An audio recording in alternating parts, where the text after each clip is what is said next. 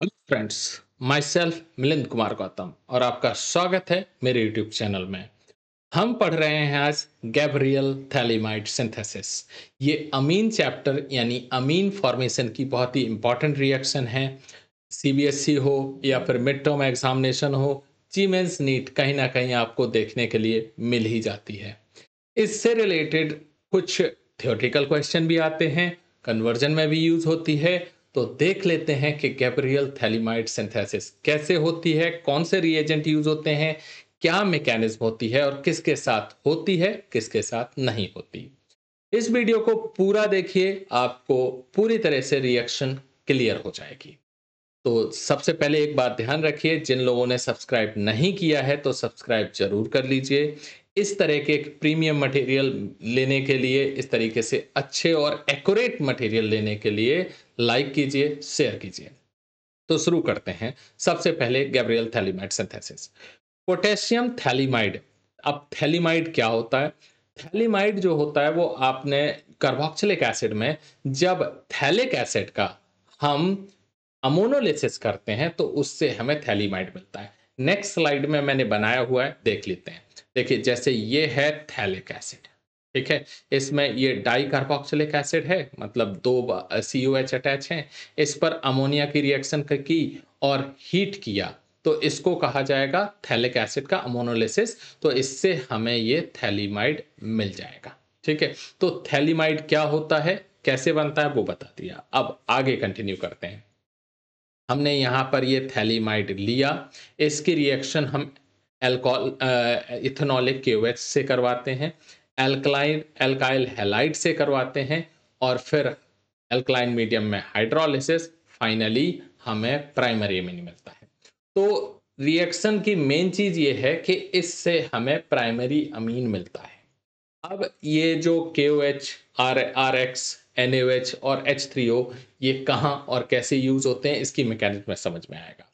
सबसे इंपॉर्टेंट बात यह है कि होता होगा क्या कि जो एल्काइल हैलाइड का एल्काइल पार्ट है वो इस पार्ट से अटैच हो जाता है। ये इसकी ट्रिक है। जो भी एल्काइल हैलाइड का एल्काइल पार्ट है, मैं इसको इरेज करके एक बार और समझा देता हूं आपको। देखिए, मैं ये कह रहा हूं, जैसे ये एल्काइल हैलाइड है, इसका जो एल्काइल पार्ट है वो इससे अटैच हो जाता है और ये बनाता है प्राइमरी अमीन। और यहाँ पर ध्यान रखिएगा, एल्काइल हैलाइड लेस सब्स्टिट्यूटेड होना चाहिए, क्योंकि इस रिएक्शन की खासियत है कि इसमें SN2 रिएक्शन ही होती है। तो सबसे पहले देख लीजिए, potassium phthalimide prepared by treating phthalimide with के alcoholic KOH is used as a nucleophile.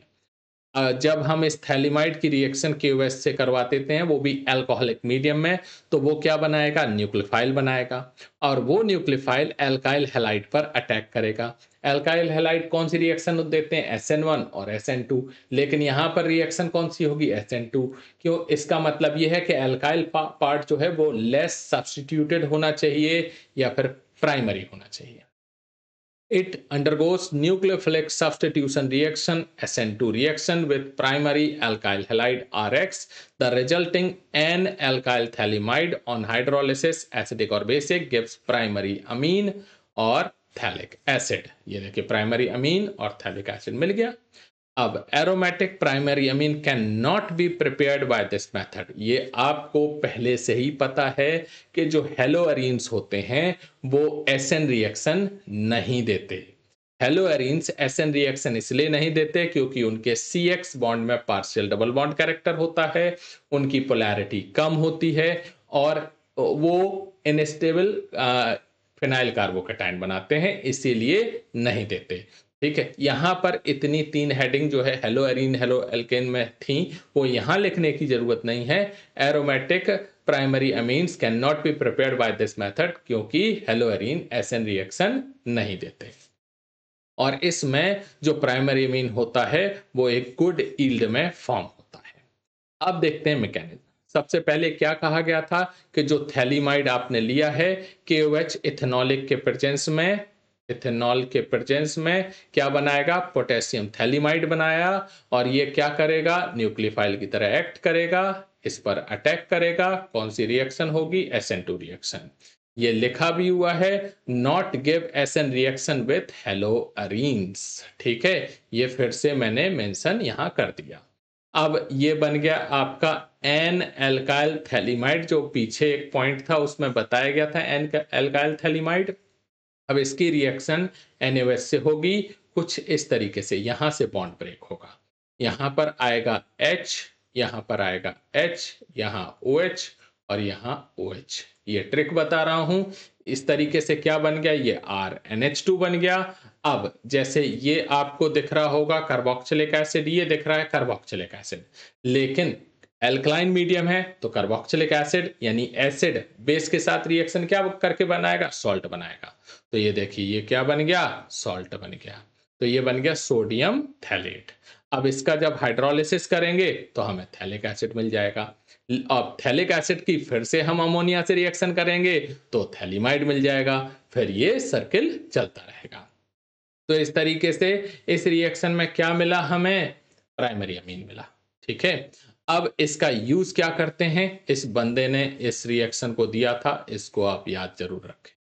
used mainly the preparation of pure primary aliphatic अमीन। ये प्योर फॉर्म में अगर क्वेश्चन में पूछ लिया जाए कि अगर हमें प्योर फॉर्म में प्राइमरी अमीन बनाना है तो किस मेथड का यूज करना चाहिए, गैब्रियल थैलिमाइड सिंथेसिस। ये क्वेश्चन इस तरीके से आता है। एक एनसीईआरटी में आपने देखा होगा एक अमोनोलिसिस ऑफ एल्काइल हैलाइड दिया हुआ है। जब एल्काइल हैलाइड की अमोनिया या फिर एक्सेस अमोनिया से रिएक्शन करवाते हैं तो उसमें प्राइमरी, सेकेंडरी, टर्सरी, क्वाटरनरी चारों का मिक्सर मिलता है। तो इसका मतलब प्योर प्राइमरी अमीन आपको नहीं मिलेगा वहां पे। प्योर प्राइमरी अमीन मिलेगा तो वो कम अमाउंट में होगा। ठीक है, उसको प्योर करना पड़ेगा, सेपरेट करना पड़ेगा, लेकिन इस मेथड में क्या मिलता है, प्योर प्राइमरी एलिफेटिक अमीन मिलता है। Avoid the formation of secondary and tertiary amine common in direct ammonolysis of alkyl halide. ये वही जो मैंने बताया अल्काइल हैलाइड अमोनोलिसिस का करते हैं, उससे हमें मिक्सचर मिलेगा, यहाँ प्योर मिलेगा। लिमिटेशन क्या है, not suitable for aromatic amine जैसे कि haloarenes, they do not undergo SN2 reaction. Secondary और tertiary alkyl halide give poor yield due to steric hindrance. SN2 reaction secondary और टर्सरी नहीं देती, वो हम जानते हैं। इस बंदे के लिए भी एक लाइक बनता है। ठीक है, और अच्छा लगे तो सब्सक्राइब कीजिए। Thank you.